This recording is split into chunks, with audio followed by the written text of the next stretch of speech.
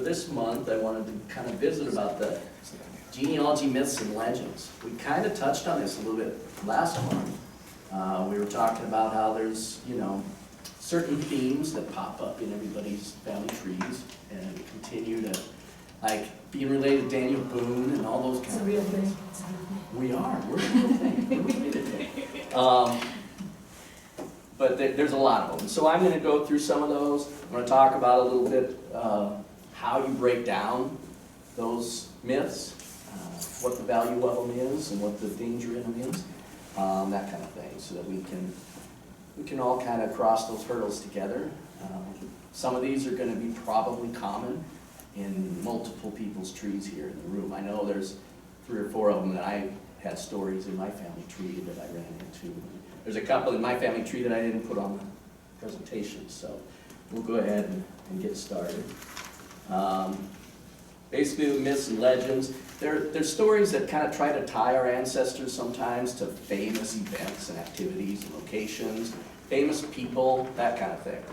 And you'll hear a lot of them that pop up, and you think, oh, that's unique for my family, when, half the people out there doing genealogy have the same story, the Cherokee princess, that kind of thing. Sometimes they're used to try to explain different inconsistencies in your family history. If there's some kind of weird little quirk, in your tree that you don't know what it is, your ancestors have kind of leaned on these stories to explain away things like changing your name at Ellis Island, that kind of thing. And then they appear in most family trees in some fashion, because we all have them. As a matter of fact, a person who was going to come today, was in my office the other day, and she told me that her husband has Native American background. And there's a woman in his background. I said, was she a Cherokee princess? And she said, yeah, she was. And I said, okay, well, you need to come to our little gathering this week. So she couldn't make it, but I wish she would have. Why should we care about these? Because there's usually some kernels of truth in them. And I'll give an example of one of these myths that I broke down in my family tree and found some reasons why it existed, but also, the little stories that were true, that kind of led to people kind of embellishing and building on that and turning it into a myth, a mythology for your family. They're fun, they are. It's fun to say, hey, my ancestor was an aide to General Grant. It's not true, but it's fun to think that's, you have that tie to these historic events. Ironically, you really do have those ties to the historic events. You have ancestors in the Civil War, but they didn't necessarily have to be an aide to General Grant in order to, be an impressive story. So again, there's a kernels of truth there that you can pull out that kind of still give you a lot of pride, but they're more accurate than you might think. Okay, so I'm just going to cover a few of these. How many people here have had some form of that they descend from a Cherokee princess? Cherokee. Cherokee wasn't the version I got. Mine was a Ojibwa. I was Winnebago. Winnebago? I didn't have the princess part, but Cherokee. Cherokee, yeah. That I Cherokee have yet was to find. Yeah. Still trying to find it. No, yeah. Have you done your DNA? Yeah. Okay. I don't see it there. Yeah, I didn't either. The DNA doesn't lie. Yeah, exactly. It doesn't lie. First of all, there weren't princesses in Native American culture. They didn't exist. There was no hereditary kingships or anything that existed in any Native American culture. They think that this might have started with Pocahontas when she went over to Europe, because she was kind of billed as a native princess because it fit with their vernacular. And so they think that might be the start of it, but it also covers up some egregious behavior on our ancestors, where they regarded having Native American ancestry as kind of a dark mark. And so at least if you had some, it better be royal. It better be from a civilized tribe like the Cherokees, and not one of the wild tribes, that kind of thing. And it was a period during like the Victorian era and immediately after that where it was kind of trendy to have Native American. But again, it better be from a civilized tribe, like the Cherokee, because they were one of the civilized tribes.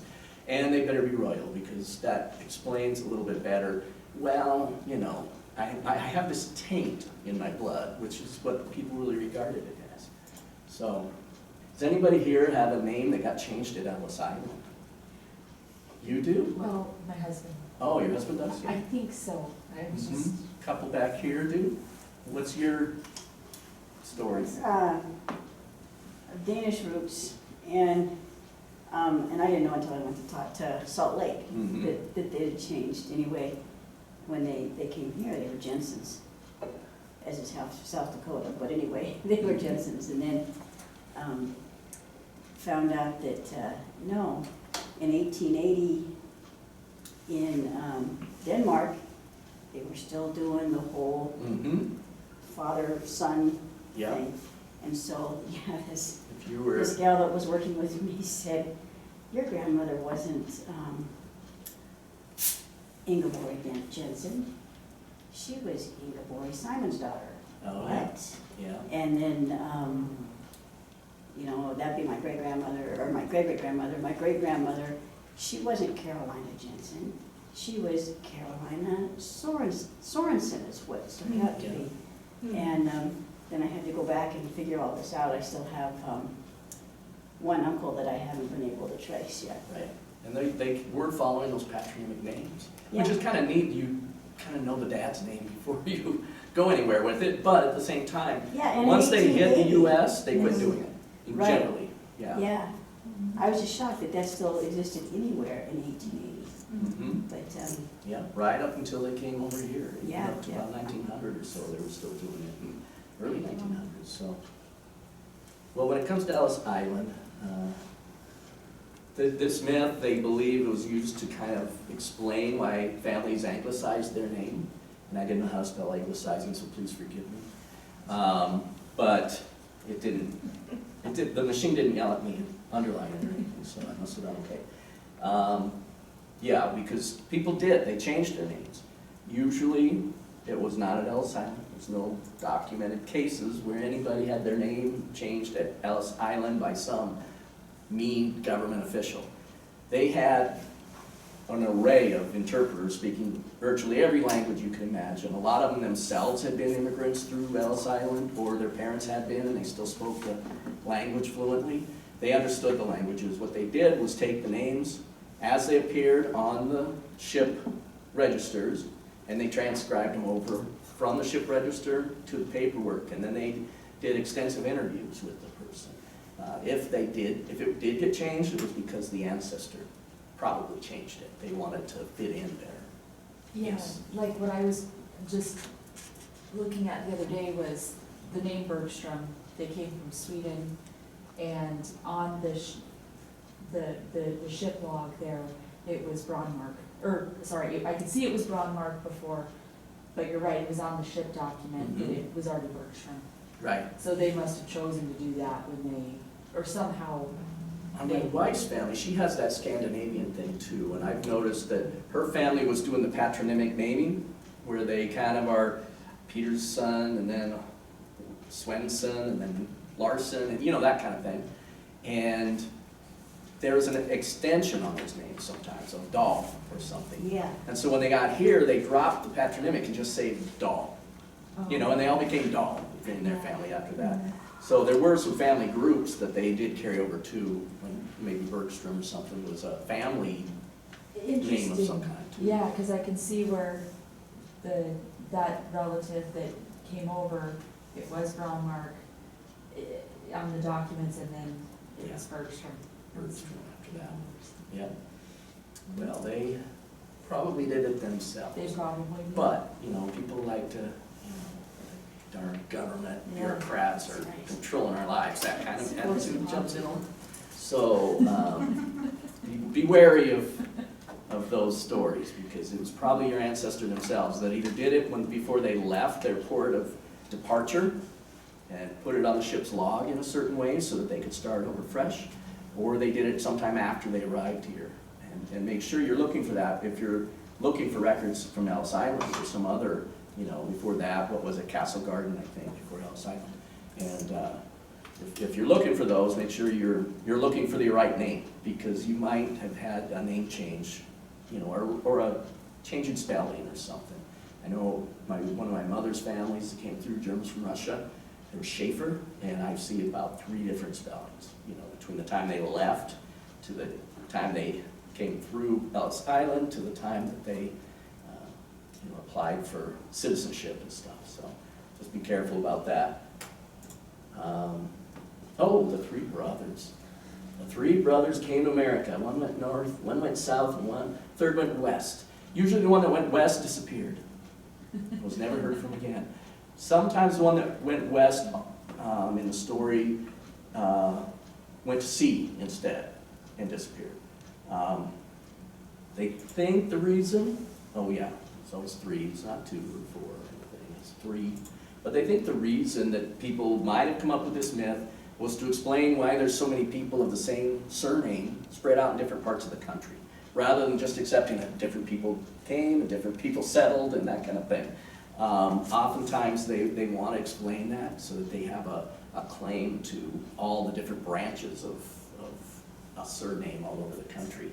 The one that disappears into the west kind of encapsulates all those ones you can't put your finger on if they came from the northern or the southern or whatever. So that's why they disappear into the west. But it's always 3. I have this in my family. There's a 3 brothers that came story. And likely, when siblings came, especially in the earliest times, they would settle in the same area.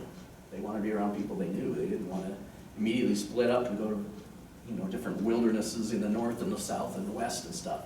They would settle together. Their families would live close to each other for mutual support and stuff. So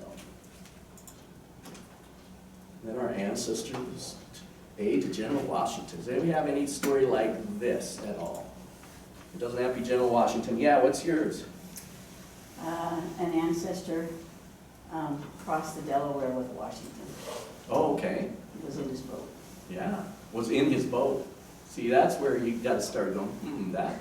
They might have been at the Battle of Trenton, and they might have crossed the Delaware, but to be in George Washington's boat, did you ever find his face in that famous painting? No, but I had an aunt that wrote a detailed description and said that she had researched it Oh, wow. extensively, but I don't. Yeah. Like you say, the battle, yeah. Yeah, it's hard to, sometimes it's hard to communicate too with family members who believe some of these and refuse to back off them, even when you've proven it wrong. And I'll show you some of that as well when I get to my example. But, in my own family, we have a General Grant story, A to General Grant, a major, and we'll talk about that. But I also have a Daniel Boone connection, as do you, because I know the first time we ever met, we started talking and we both realized we were both 2 parts. We're both related to Daniel Boone by his brother, but we actually are. Yeah. I get, because it's his niece was my mom's Right. great. And his niece was my The daughter. dad's, whatever, Yeah, and then oddly, the Spiva part too, Yeah? which are 2 different sides of my family. Oh, really? That's not, one's my mom's and Because one's my ours is dad's. Spiva's community. Yeah, well, that's So- interesting. That's interesting. We That is- still need to compare notes, Yeah, don't we? that But yeah, we found Daniel Boone in ours, so. I did too, so I think it's legit. So we were able to document it, but again, it's those kernels of truth, Yeah. related to somebody famous. Well, you might be, you might not. Just prove it, But go out and prove the story, and then you're welcome to it if you can. I have a funny story about that kind of thing. When my mom first got into genealogy, and she was very involved in researching and everything, and found a distant relative that had done the family trade, and Mom called him and talked to him. Anyway, she called me after that, and she said, "Sid, this man says we are descended from the bastard children of Jesus." And she The children whispered, of Jesus? yeah, and she whispered it to me over the phone. Then she wouldn't mention it again, and she never spoke to the guy again. But yeah, she was just so that's funny. flabbergasted she could only whisper it on the phone. There's that myth of that, and there's myths of, coming from the Egyptian pharaohs and all those things. If you go back far enough, we're all related to royalty somehow. And I've gotten there in a couple branches of my family. Yeah, You have too. Yeah. You know, but England. it's not, doesn't make There's a you queen there royal, somewhere. it doesn't mean you have a castle somewhere, you know, all those things that people For have real. to add to the story then. That's So, cool. I think, they think these myths kind of came about because people wanted to tie themselves to famous times and places and people. Again, like what we talked about in the first example, but again, the irony is, they were there. They were at these events, lived during that period, they were the Civil War, the Revolutionary War. If you have an ancestor that was here at that time, they did have an experience. Why not tell the actual experience and not Yeah. come up with some story? Yes, sir. Yeah, I've got one, and it was pervasive through my family, that I've got an ancestor that the name, we pronounce it Blodeau. It's Blodeau, okay, in Eastern Germany. And the story was that the first Blodeau was a drummer boy with Napoleon. When Napoleon marched through Germany on his way to Russia, this young boy, drummer boy, got sick and was left with this German family and was raised by the family, or stayed with them, got well, and married one of the daughters. Well, that spread through different branches of the descendants of the Blodeau. Well, I had a distant cousin that did all sorts of research and put a book out about the Blodeau family. And he mentions in there how he had come across this, interviewing different branches of the family, the same story. But what he found was the first Blodeau that was in Eastern Germany was there before Napoleon came to power. And I have since done further research than what he did, and the name, I think 2 generations prior, is Bleda, B-L-E-Y-D-A. That was there before, back in the early 1700s. So maybe they Frenchified their name a Yeah. little bit too, because Napoleon came Yeah. through, but that's it, huh? Yeah. But he found it in different branches, and I have my cousins, some of my cousins still believe the story, even though I've shown them the book and said, this didn't happen. That's It's the not tough true. part, you show people, and they're still like, oh, that's great. Anyway, you know, they just kind of keep on with their nice story because it gives them comfort, you know? Just on a side note to that, my grandfather's grandfather was a Blodeau, and my grandmother's grandfather was a Blodeau, and they were brothers. Oh, okay.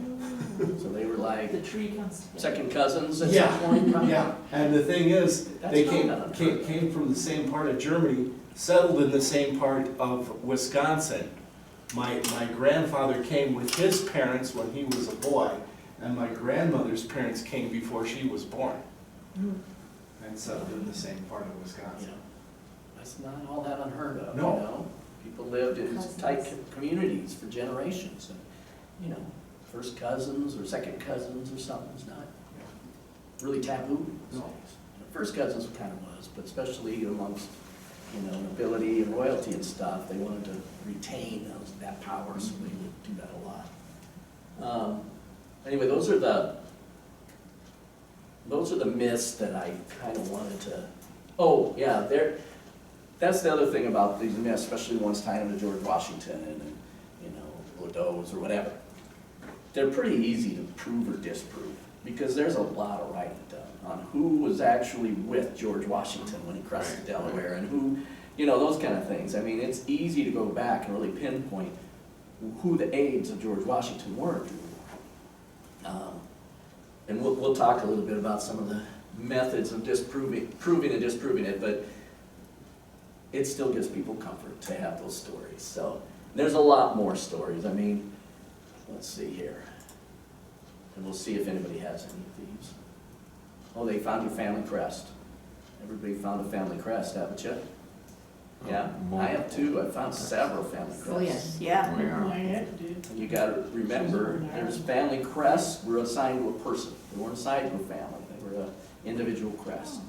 And so when a king or monarch would assign somebody nobility and give them the right to have a crest, that was for that person. And if their child inherited their title, they'd get assigned a crest too. And usually they change it a little. They quarter their shield or whatever it was that they did so that they could distinguish, this is me, not my dad, you know, that kind of thing. But it was assigned to a person, you know, and there are family charters in Scotland and those kind of things that you can still, you know, kind of count on. But as far as a crest, probably not, because again, they weren't assigned to families, they were assigned to individuals. At least in Scotland, when an individual was given a crest, then like you said, that crest stayed in the family, they were just minor modifications. Right. As it was passed down or whatever Yeah.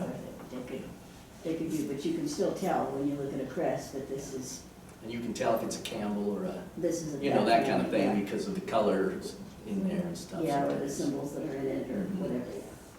When my aunt found out hers, she went over to Donegal, Mhm. and she laughed, and she said, yeah, they said it was an eagle, but it looks more like a buzzard. Well, that might tell you something about your ancestors right there. Maybe too much. Ancestor on the Mayflower, and there's a lot of versions of that too, on the Mayflower or coming over on the, you know, people on the Titanic or whatever, you know, you can probably imagine. Does anybody have any kind of weird stories there? I had the story of ancestors on the Mayflower story, so I found a lot of these stories in my family. So they were imaginative people, although I have since found ancestors on the Mayflower. So, but I don't think they were even aware that there really were people. So, let's see. Oh, try it as a witch at Salem. Anybody have that one? I never heard this one in my family tree, but I found out I actually do have ancestors who tried as witches. We have an ancestor, Jacob Town, and he had 3 sisters tried as witches. 2 of them were executed. One survived. So, I not tried as a witch, but one of the judges, but it's a Hawthorne. It's in my okay. family yeah. that is related to, not directly in my line, but One one of these- Hawthorne that was the judge. Was the judge, yeah.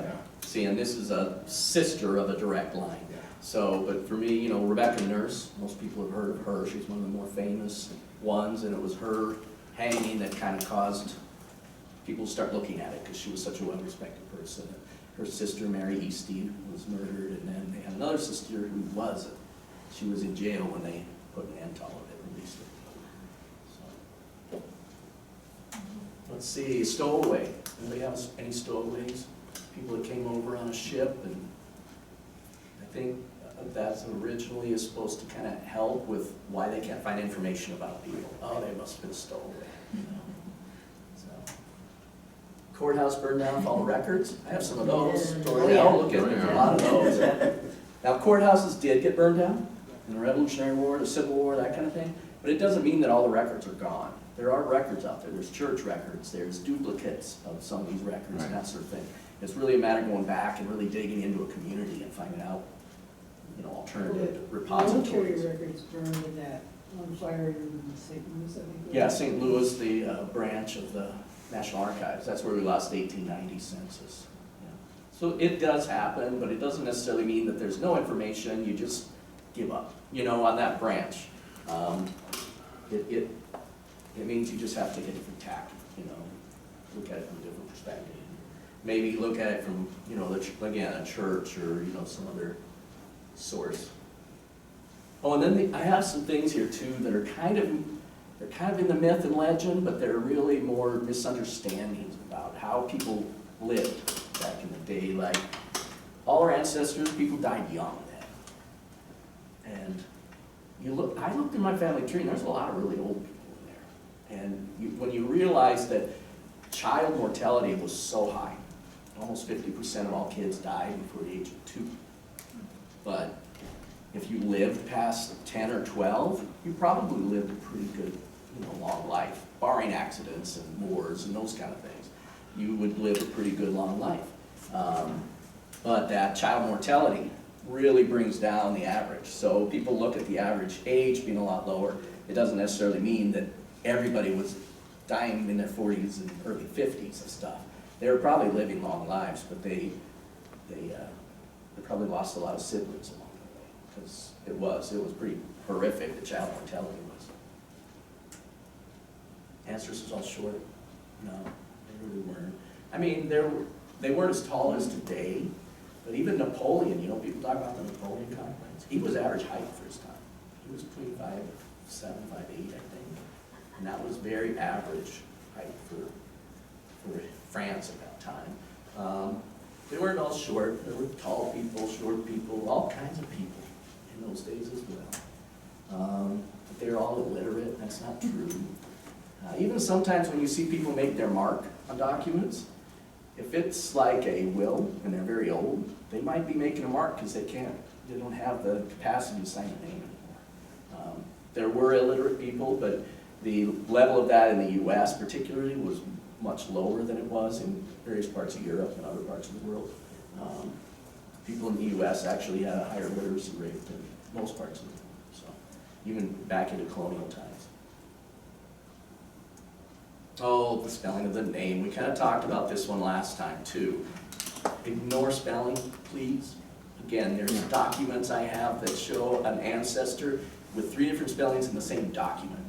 So if you have people who are, my last name, Rambow, with a W. Well, we can't be related to those Rambows. It's no W. B-E-A-U or whatever. It doesn't matter. It's just a matter of how people spell in those days. There wasn't uniform set ways of spelling. People would spell phonetically a lot of times, and it came out different. So feel free to ignore those. I find that a lot with my mom or my dad's side of the family. Mhm. It's Etherton, so there's either it's A-T-H-E-R-T-O-N with the E missing at the front, Right. or it's, the A missing, or just, it's silly. Even simple names sometimes. Like I have a Davis ancestor, D-A-V-I-S, D-A-V-Y-S, D-A-V-I-S-S. There's all kinds, Davies, what we would think of as Davies. Yeah. There's all kinds of spellings just for that. My grandma was Rhinell, and of course, I can follow that one back quite a ways, and it changes several times. And that's tough when you're putting everything into your Yeah. family tree. You don't know which spelling to put. Sometimes I'll put 2 or 3 spellings in there just so I can properly search for the name. That's the case with my last name, Stroshine. Mhm. Oh, I yeah. can't imagine how many different ways I have come across. Well, just think how many different ways people have spelled it for you, Oh, yeah. Yeah, It never gets spelled correctly. And then you start thinking about the era where they're adding Y's and Oh, yeah. double S's and all kinds of stuff all over it. Dropping out E's and Yeah. S's and C's, adding H's. Mhm. Let's see, I think. Okay, so then, Can I yeah, add? go ahead. One of your myths, because it's one of the stories of mine that I've never been able to prove. He was shanghaied by pirates. Oh, yeah, That's why he disappeared. or they are pirates, Yeah. yeah. Because my wife's family, we have a pirate. I haven't made one yet. I've never been able to prove it. Yeah. I don't even know who it was. One I have in my family, and I just went poof. I'll think of it. Does anybody else have any other stories, though? Any other myths that they think might have worked their way into your family lore? Yes? I quickly discovered when I first started researching, I don't know, I may have said this before, but my last name is Williams, my maiden name, and I didn't have to get back too far. It was my grandpa's grandpa changed his name. Like, it kept coming up as Shepherd, and then I asked my grandma. My grandpa was already gone, but she said it was never mentioned because it upset my grandpa a little bit. Like, he just didn't want to talk about it, but his grandpa had gotten in some trouble and moved to a different part moved to a different area and changed his first, middle, and last name. Just picked it, and so that's where Williams came from. So we were Shepherd Oh, wow. when we go back. So what do you put? You know, do you Yeah, put so- Williams/Shepherd? Well, Yeah. like, that was just a curveball there. Yeah. And then there was a group of the Shepherds that had tried to reach out to the Williams group eventually, and I don't think there was a lot of interest there. Hmm. And, you know, by the time my grandpa was of an age to realize all this, he just didn't even want to bother with it. He thought, that's just, There's a lot of resistance towards the Shepherds at that point. yeah, I think the guy had, you know, was in some trouble, maybe some legal trouble or something, so, yeah, interesting. That was not something I It was expected. something in those days too. You know, you get in legal trouble, you could change your name, Yeah. go somewhere else. There was no birth certificates or anything, no social security card. You just, I'm now Jake Jones or whatever, you know, that's that. But if they wouldn't have had that confirmation for me, I don't know what I would have done with that. But people actually, when I asked, were like, oh yeah, that's a thing. And I was like, oh. So, That's something. Did you have a story too? Yeah, one that I would really like to pursue is, you know, last time I shared about the great-grandmother that was murdered by her slave. Yes, yes. That was confirmed in the history books and all that. But the rest of the story that the family had shared is that that supposedly my great-great-grandfather raised her child, and that he attended law school with my great-grandfather and became one of the first black lawyers in America. And I don't even know where to begin to even look into that really, or to pursue it.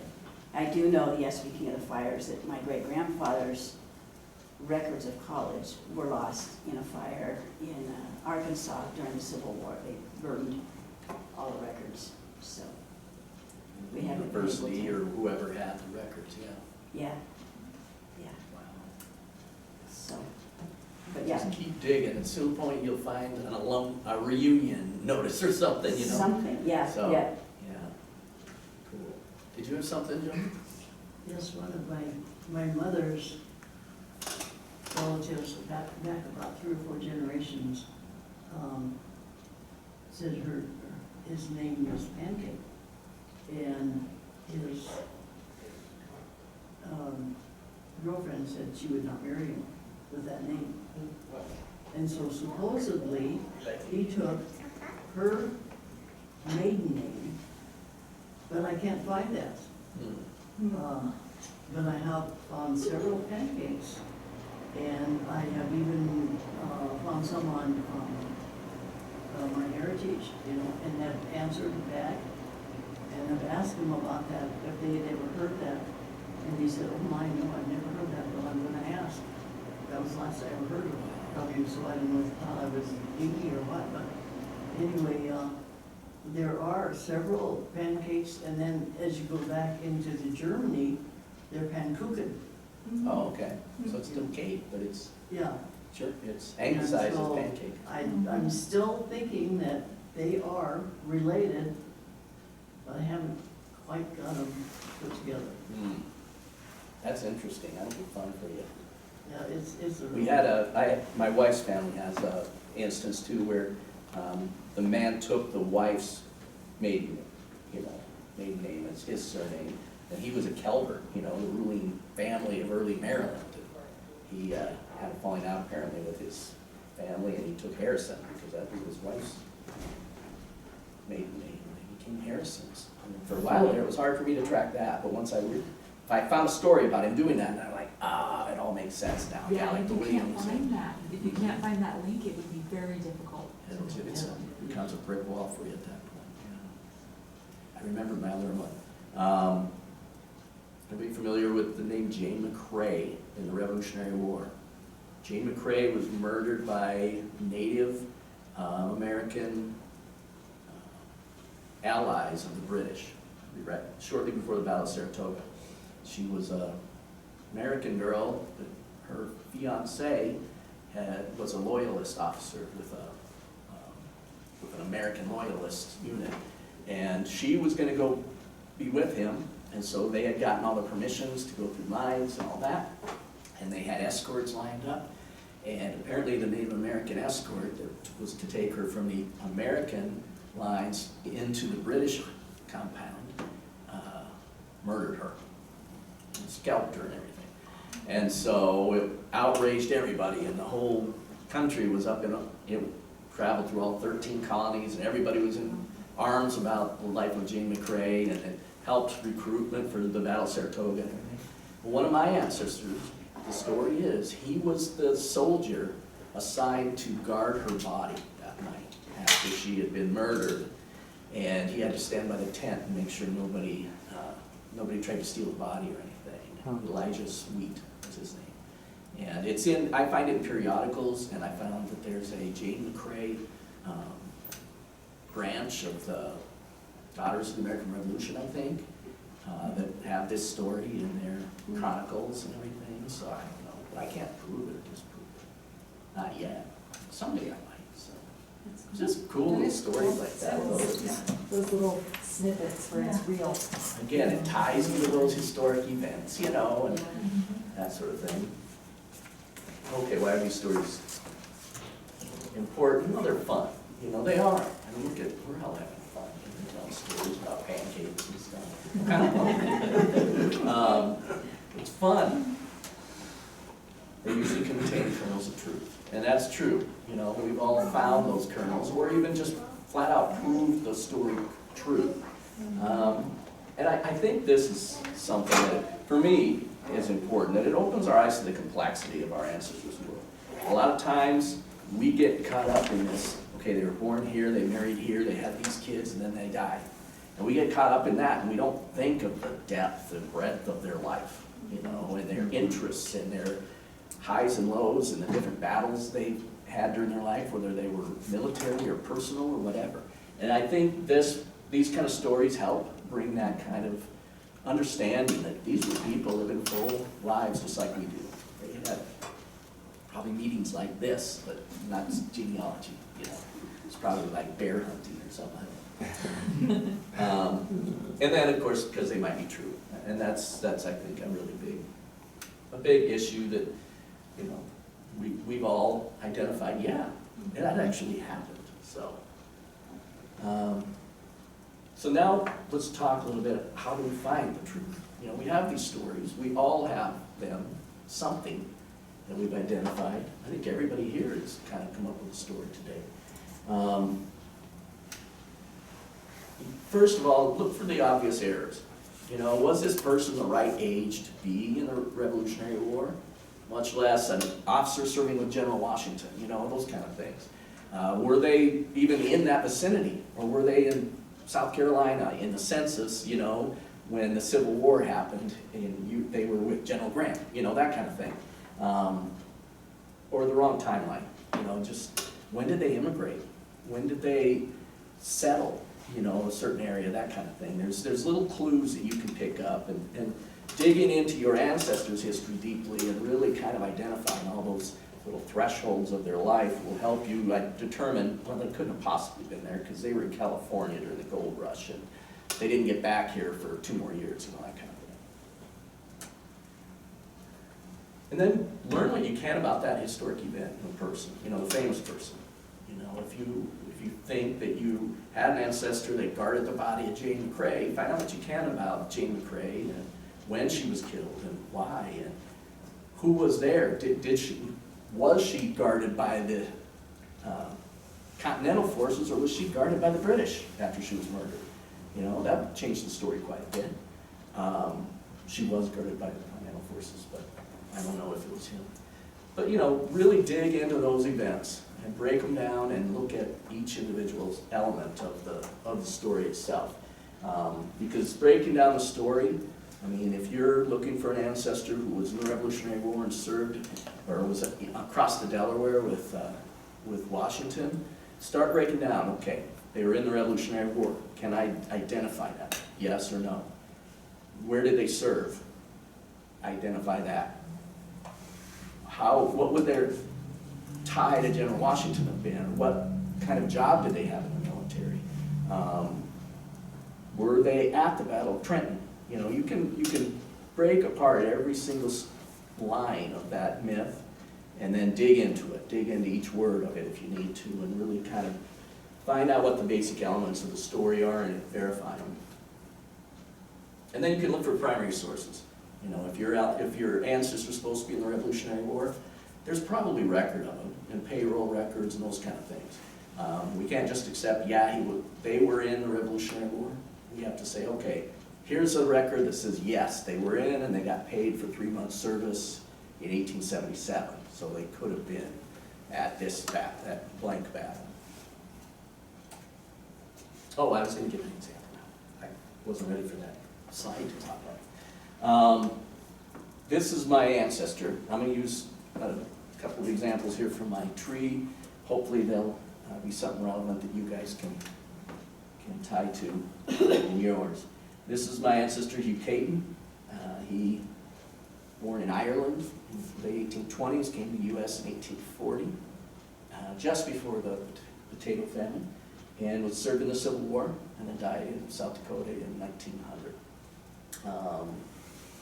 The story is that he served on General Grant's staff in the Civil War, that he was taken prisoner of war by the Confederates, wounded and taken as a prisoner of war, that he served in a POW camp and was brutalized, basically, in this POW camp.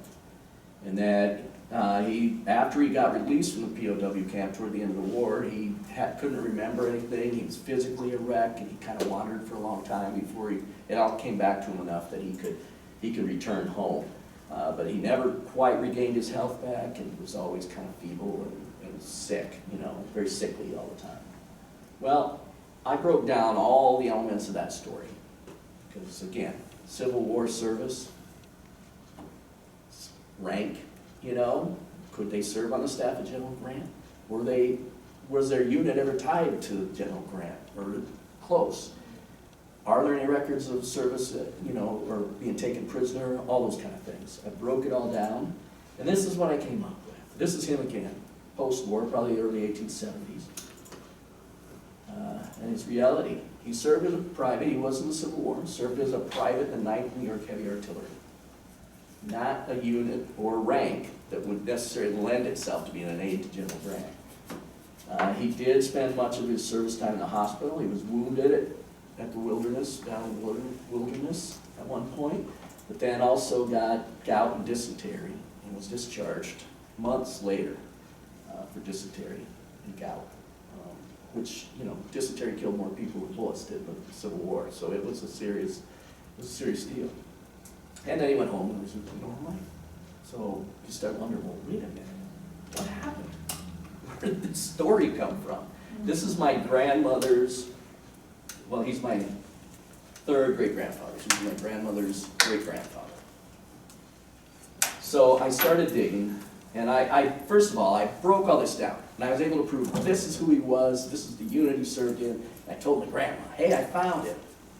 He was in the 9th New York Heavy Artillery. He was a private. He never served with General Grant. Oh, wow, that's amazing. And then the next family gathering, she's telling people about her ancestors served with General Grant. And wow, you know, she just didn't want, you know, it didn't interest her. She'd got 90 years at that point with the story. She didn't need to change. And I started looking too at family sources, other distant cousins and things, my dad's cousins, you know, the Lindstroms here in town and the Deerings out by Wasta and everything, all my dad's cousins, they all had the same story. So it had come down through the family, but this was with my grandmother, it was her siblings too, that were telling this story. So I'm like, well, there must be some truth to it. But it took me a long time before I could finally start getting a sense of where this story might have come from. I found finally some records on another ancestor. This was my grandmother. The other one was her great-grandfather on her dad's side. This is her grandfather on her mother's side. Watson Town was his name. And he's the guy on the top. He was my second great-grandfather. And he served in a group out of Chicago called McClellan's Dragoons. At the time, McClellan, they were an escort from McClellan for like a few days. And so they adopted the name McClellan's Dragoons. They were the Chicago Dragoons before that. And they were 90-day wonders. He got out of that unit after 90 days. But during that time, McClellan had become the head of the Army of the Potomac. And so later, Grant was the head of the Army of the Potomac. So I'm thinking, okay, well, maybe there's a little, cross confusion there between these two things. So I dug a little deeper. I found out his brother on the bottom, Lucian Town. They're both from Vermont. Lucian was a Confederate. He was taken by the Confederates, put in the Confederate POW camp. Matter of fact, he served in Andersonville. And we all heard of Andersonville and know about the atrocities that occurred there. The starvation, the just horrible conditions and everything. He survived Andersonville.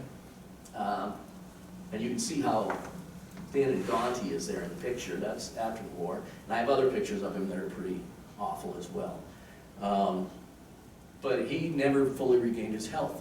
Well, the two of them ended up living together in Creston, Iowa for a while. And so their families were together and their stories kind of could start merging together. And then it's my feeling that at some point, the attribution of the story was just confused and put to the wrong grandparent,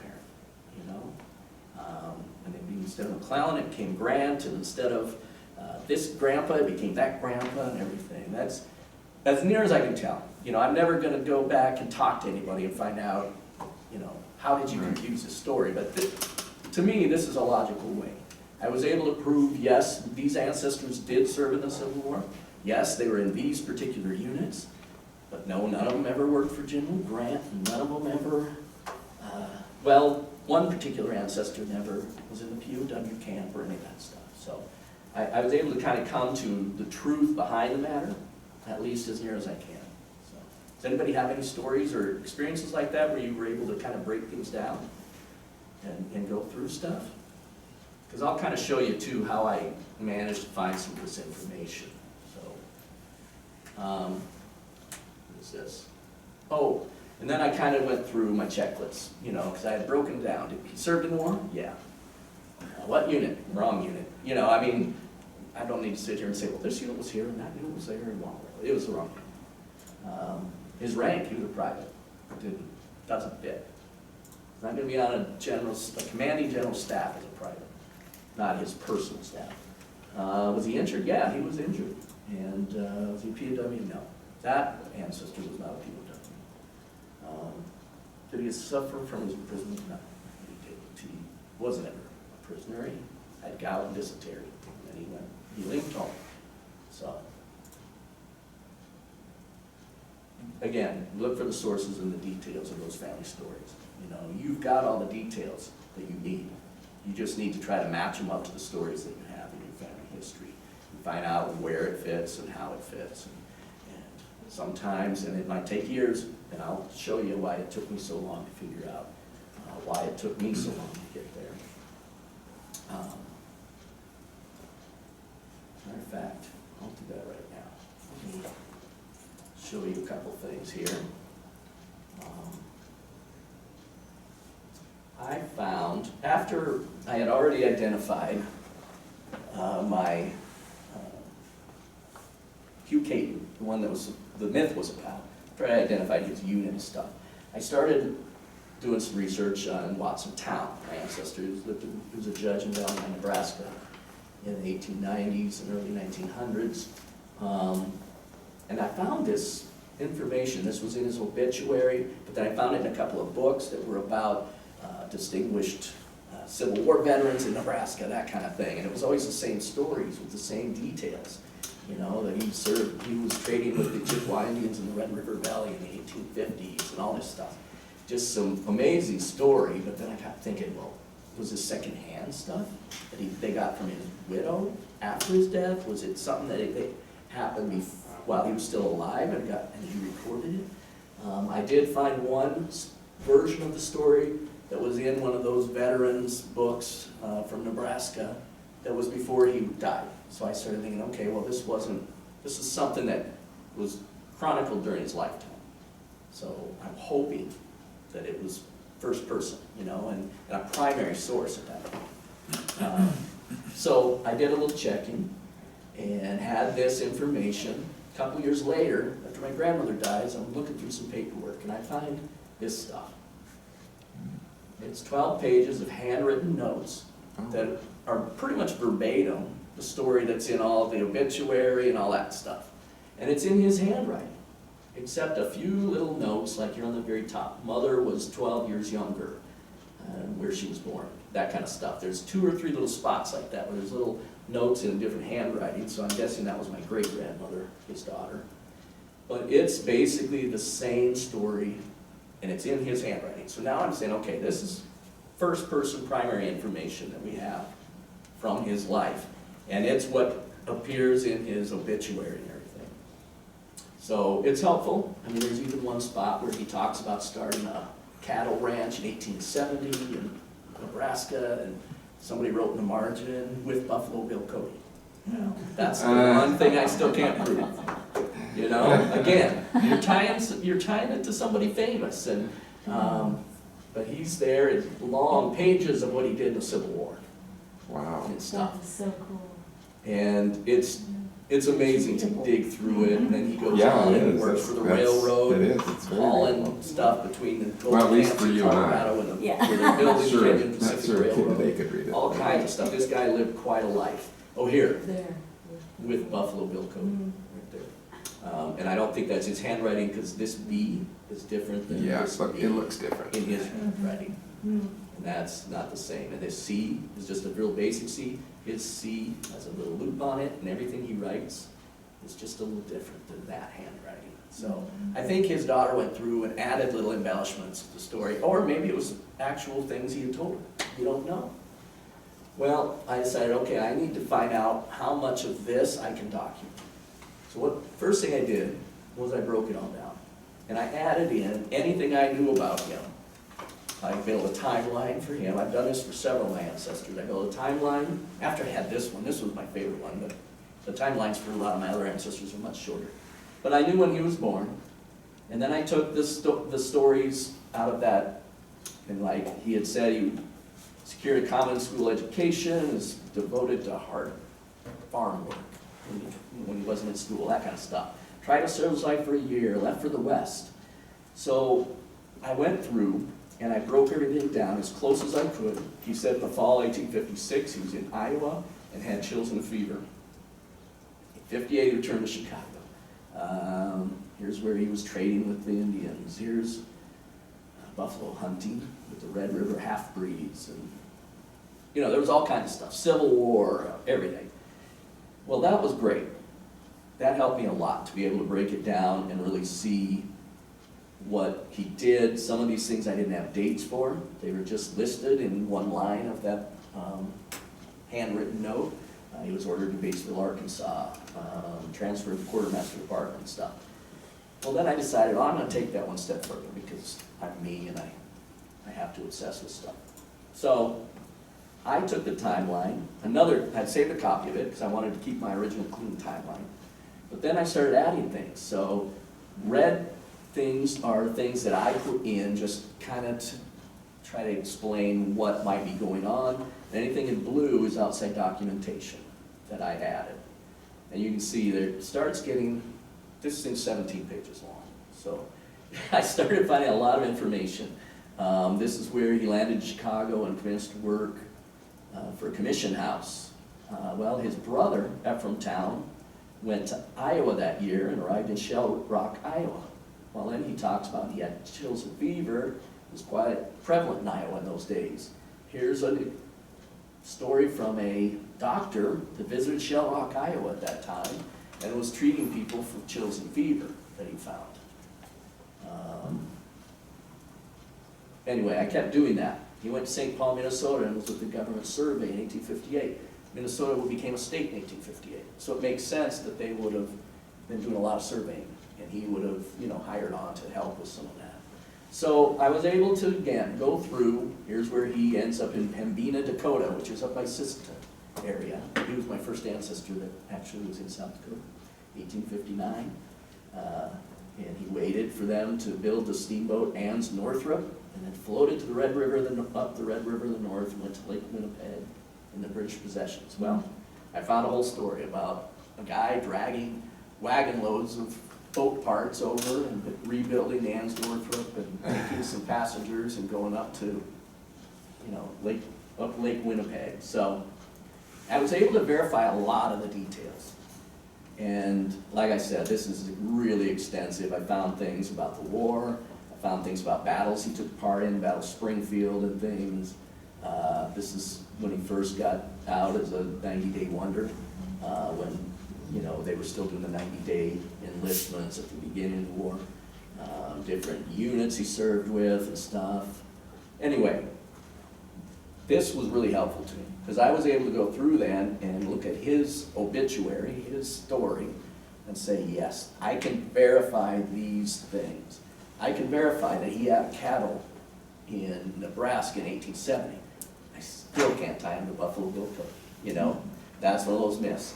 But I'm gonna keep looking. So, to me, this was really helpful, coming up with a timeline for that person. And I've since done timelines for other individuals in my family tree. I just did a Word document. I have it saved here as a PDF for today, but, I was able to really break it down. And his little half a sentence or one sentence that he wrote on his thing becomes a real nice story when I start looking at when General Pope arrived in Commerce, Missouri with an escort of 140 men. Well, here he said he was ordered to Commerce, Missouri and advanced on New Madrid.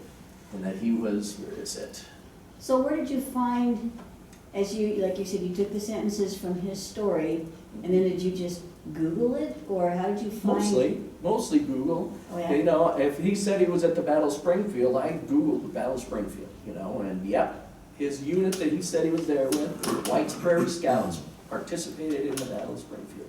They were part of the actual group that charged and broke the line and opened the way for General Fremont to come in. So, it really builds that story, and it turns it much more colorful and vivid. But I basically was Googling. That's the 90% of what I do is just Google it, Yes. Have you, like, for example, I have a relative who is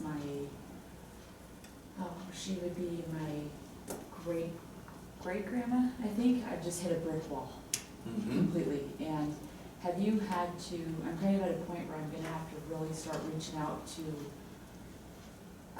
other jurisdiction, like to maybe some state agencies and local. I even was in Arkansas and went to the local library and wasn't able to find things, but have you had to do a lot of reaching out and requesting documents from, like, state? Originally I did. Okay. Originally, back in the day, when I started this in the 70s and through the 80s and 90s and stuff, but 90% of what I do is probably online and stuff. But there are times I'll reach out to a local historical society. The nice thing is now you can email them instead of writing a letter. Yeah. Or a local library, and get a hold of somebody like Lee here at the Sturgis Library and say, hey, do you have any information about this guy, or tell me where to look, that kind of thing.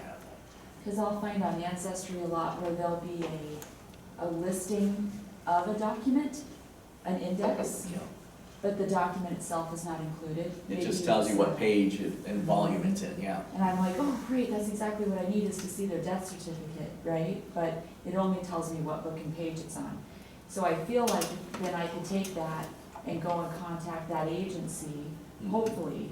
And I wondered if you'd had to do some of that. I've done some of that, yeah. I've reached out to different local historical societies. I've reached out to people in Ireland about that ancestor came from Ireland, trying to find him there, because I can't find him. Yeah. I know where he was born, Mount Mulliash, Castleblaney, Ireland, Nothing. So I reached out to them through, again, online sources. So there's different churches I've reached out to in different, genealogy groups and stuff there. And a lot of times you don't get any response. Sure. Sometimes you do, and they don't have anything, that kind of stuff. But it doesn't hurt. It doesn't Yeah. hurt at all. And I'm hoping if I have like an index number, that could be something that they would be able, if it still exists, One thing you might want to do is check with the LDS church. They have their research volumes. Not all of it's online on through their familysearch.org. There are still a lot of documents. You probably experience this too. A lot of documents that are still just on microfilm. or in a Yes, hard yeah. volume in their library in Salt Lake City. Oh, And At their library. you get to go to that library, it's fun. I went It's- through there, but they were closed for COVID. It is, it's just been updated. They have done some massive improvements in the I library was- there. I was talking to, well, she's the president of the Rapid City Society for Genealogical Research. She was the one that was supposed to do the presentation on this last year, but I ended up doing the presentation because she was worried about COVID. Ran into her at Walmart the other day. She said she's heard a rumor that the LDS Church is planning on putting a regional research facility in Rapid City to cover this whole region.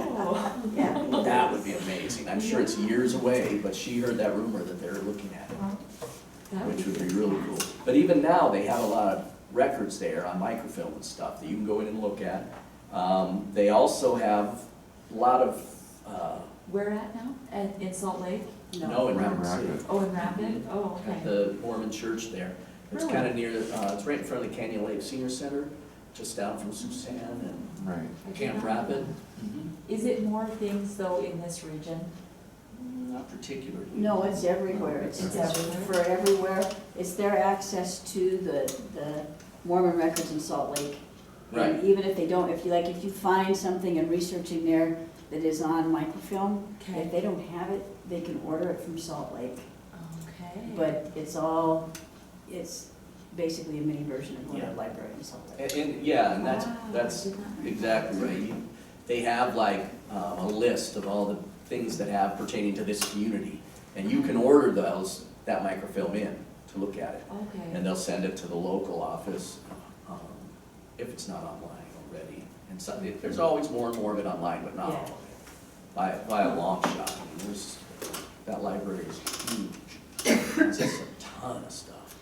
I wish I could have done. It was a few years ago when it was My closed. daughter lives out there now. We go out multiple times a year. Oh, And I yeah. still haven't been back for about 3-4 years, so I need to get back there. But that's one route you could take.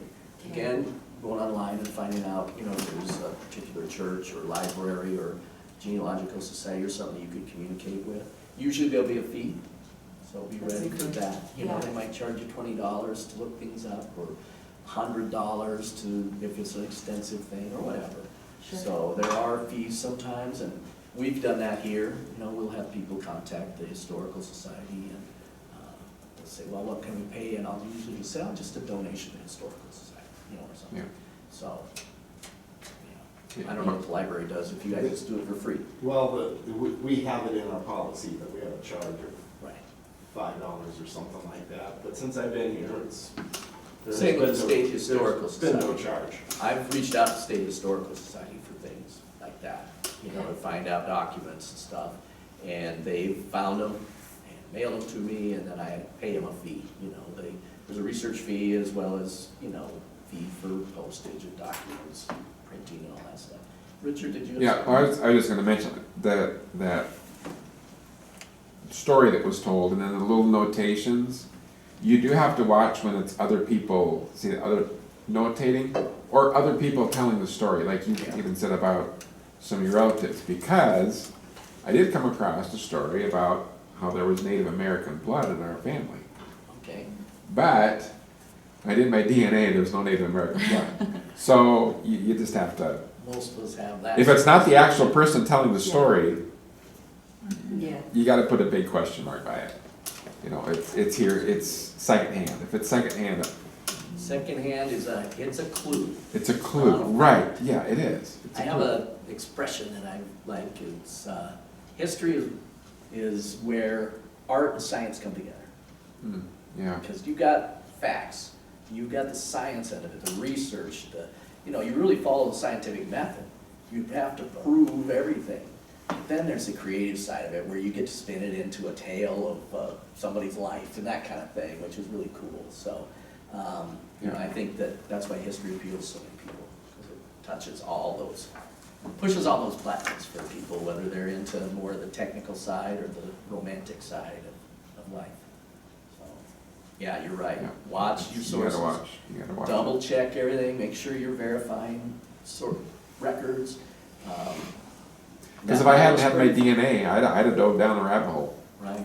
See, and all he said in that whole narrative was that he was with White's Prairie Scouts, and then he got transferred. He left them and went to another unit. Well, it was during that time period. I researched White's Prairie Scouts, found out they were involved with the Battle of Springfield, dug into that more deeply, found out they were very involved in the Battle of Springfield. But then there's this other guy his name was Zigoni, and he had another unit, and he took all the credit. And he made it look like White's Prairie Scouts didn't do anything. And so after the war, there was this huge battle between all the people who were White's Prairie Scouts and Zigoni's troops, and they were all battling over, yeah, you guys weren't even there, yeah, we were, you know, that kind of thing. So you can come up with some really interesting storylines Yeah, based on yeah. just that many words in a document or an obituary. Again, the timeline for me has been great. Just developing a timeline for each ancestor. I haven't done that by far, but there are some key people that I have more facts about than others, and I've gone ahead and started doing timelines for them and kind of then embellishing the timeline, you know, by adding details about, you know, the way west at this period of time or whatever. It's kind of, That newspapers.com has been helpful to it's me. very helpful, yeah. It has, I found things through that site that helped me a great deal. Yep. And I have that through my ancestry subscriptions. Yep, I have it with You know, my, I did full yeah, package. I got to do that this time too. I got it on sale this time. Yeah, I usually do too. It's good to get it on sale because it's expensive. What did you get? What was that called? Newspaper? That newspapers.com. Newspaper. Yeah, it's part of Ancestry now. If They you bought get that. They bought Fold 3. They bought Find a Grave, although that's still free to use and to add things to and stuff. And what was the other one they had? There's another element they have.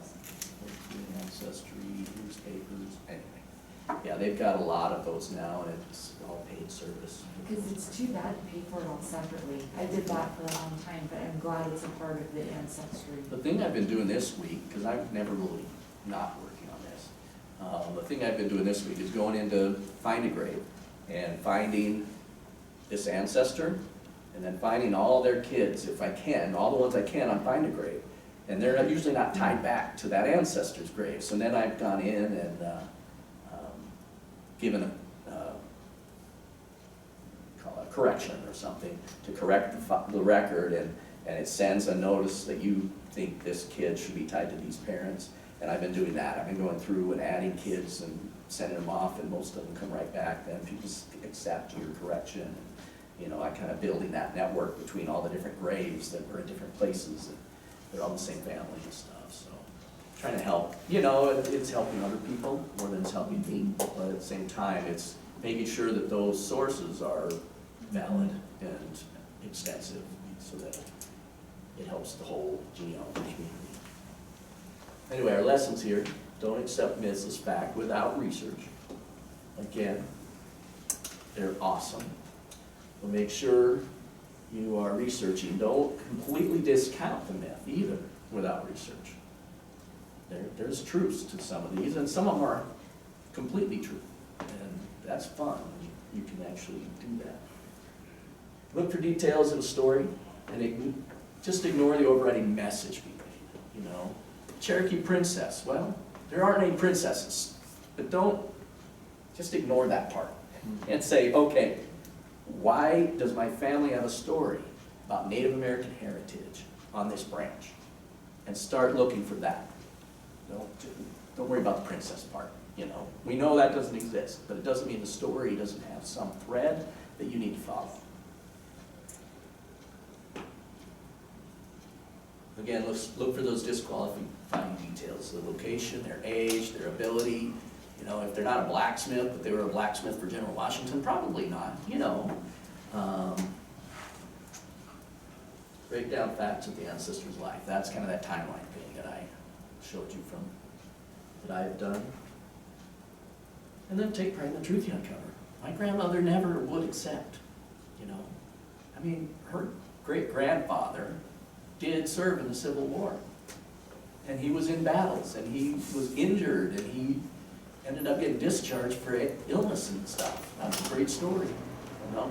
In her mind, he was always an aide to General Grant. And that's the only story she was interested in learning about. And take pride in it, you know? You've uncovered facts that other people have never known.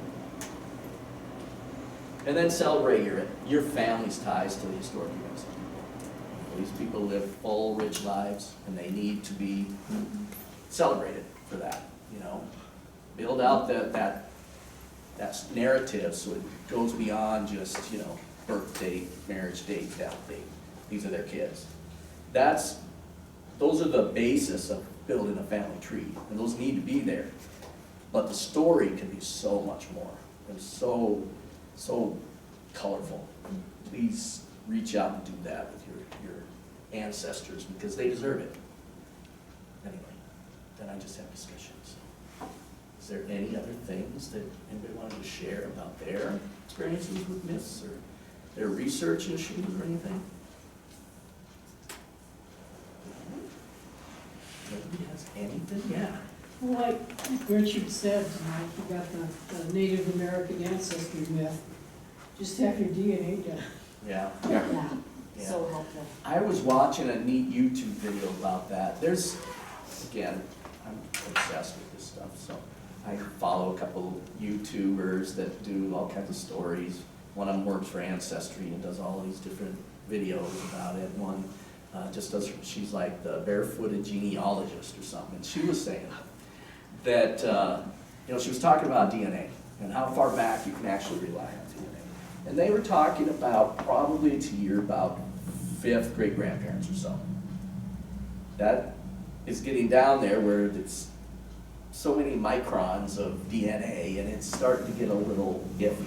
That's usually like 200 years back, 250 years back. So you're probably safe, you know, doing your DNA and looking at that. It starts getting a little thin at that point where now you have so many branches that are doing this and crossing and intermarrying and stuff that there's a high potential for having, you know, a DNA match with somebody further back than that. But it's going to be a real minuscule amount. The way I found out I wasn't is I had my DNA done, my sister had hers done, and our cousin had hers done too. None of us showed any native ancestry. The nice thing is if you can get a parent to do it, you know, if they're still around, because now